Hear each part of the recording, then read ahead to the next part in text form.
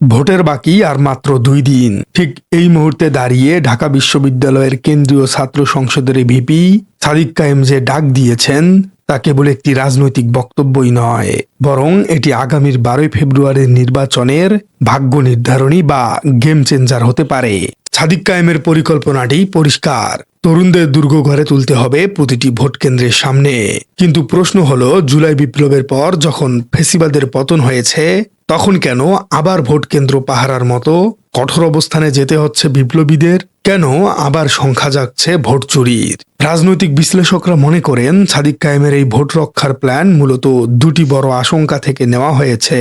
প্রথমত, প্রশাসনের রন্ধ্রে রন্ধ্রে লুকিয়ে থাকা পরাজিত শক্তির ষড়যন্ত্র, এবং সবচেয়ে গুরুত্বপূর্ণ হল নির্বাচনকে ঘিরে ইলেকশন ইঞ্জিনিয়ারিং এর ভয়।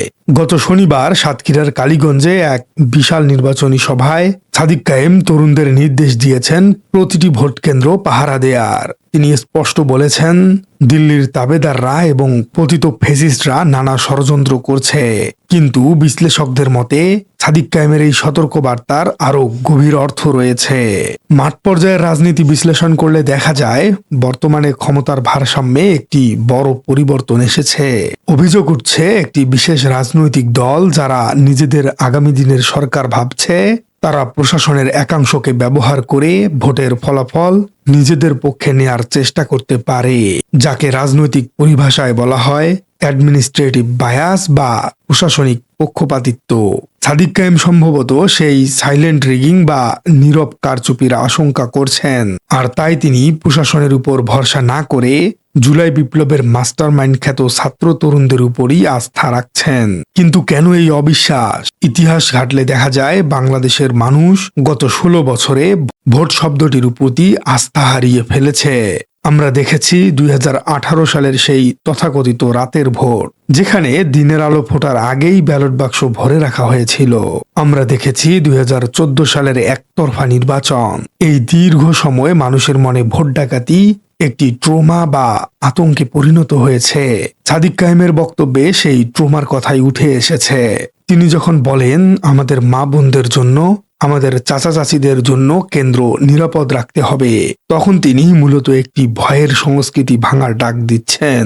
তিনি জানেন, যদি এবারও কেন্দ্র অরক্ষিত থাকে, যদি এবারও পেশি শক্তি বা প্রশাসনিক কারসাজি জিতে যায়, তবে জুলাই বিপ্লবের হাজারো শক্তিদের রক্ত বৃথা যাবে। এখন প্রশ্ন হলো, সাদিক কায়েমের এই প্ল্যান আসলে কতটা কার্যকর হবে? তার পরিকল্পনা অনুযায়ী তরুণরা প্রতিটি ভোট কেন্দ্রে লৌহ কপাটের মতো দাঁড়িয়ে থাকবে। এর মানে শুধু শারীরিক প্রস্তুতি নয়, বরং এটি একটি মোরাল প্রেসার বা রাজনৈতিক চাপ হতে যাচ্ছে। যখন হাজার হাজার ছাত্র জনতা কেন্দ্রের বাইরে পাহারায় থাকবে, তখন প্রিজাইডিং অফিসার বা পুলিশ প্রশাসন চাইলেও কোনো অনিয়ম করতে সাহস পাবে না। সাদিক কায়েম তার বক্তব্যে শহীদ আবু সাইদ এবং আলী রায়হানদের নাম স্মরণ করে তরুণদের আবেগকে জাগিয়ে তুলেছেন। তিনি স্পষ্ট বার্তা দিয়ে বলেছেন, এই নির্বাচন কোনো সাধারণ ক্ষমতার হাতবদল নয়, এটি ইনসাফ এবং ন্যায় বিচার প্রতিষ্ঠার লড়াই। জামায়াতে ইসলামের আমির ডক্টর শফিকুর রহমানের উদ্ধৃতি দিয়ে তিনি বলেছেন, তারা দলের বিজয় চান না, 18 কোটি মানুষের বিজয় চান।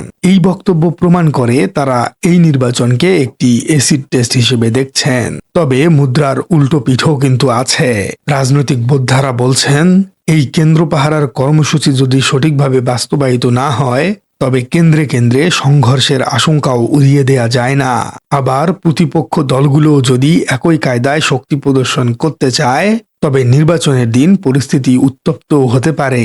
কিন্তু সাদিক কায়েম এবং তার অনুসারীরা মনে করছেন, ঝুঁকি থাকলেও পিছু হটার সুযোগ নেই। কারণ যদি 12 ফেব্রুয়ারি ভোট রক্ষা করা না যায়, তবে বাংলাদেশে ফের একনায়কতন্ত্রের জন্ম হতে পারে।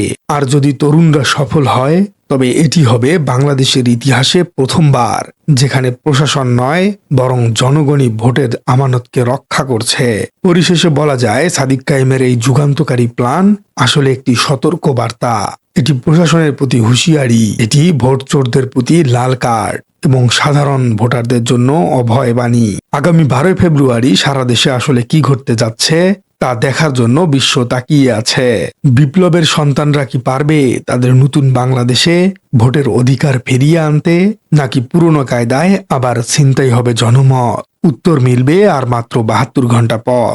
তবে একটা কথা নিশ্চিত, সাদিক কায়েমের এই আহ্বানের পর ভোটের মাঠ আর আগের মতো নেই। ভোট ডাকাতদের জন্য এবার মাঠ খালি নেই, কারণ পাহারায় আছে জুলাইয়ের মাস্টারমাইন্ডরা। প্রিয় দর্শক, আপনার কি মনে হয় 12 ফেব্রুয়ারি ইলেকশন ইঞ্জিনিয়ারিং হওয়ার সুযোগ আসলে কতটুকু? আর সাদিক কায়েমের ভোট পাহারা দেওয়ার পরিকল্পনা কতটুকু যুক্তিযুক্ত? কমেন্টে জানিয়ে দিন আপনার মূল্যবান মতামত। আর আপনার রাজনীতি চ্যানেলে নতুন হয়ে থাকলে চ্যানেলটি সাবস্ক্রাইব করার অনুরোধ থাকলো। দেখা হচ্ছে পরবর্তী কোনো ভিডিওতে।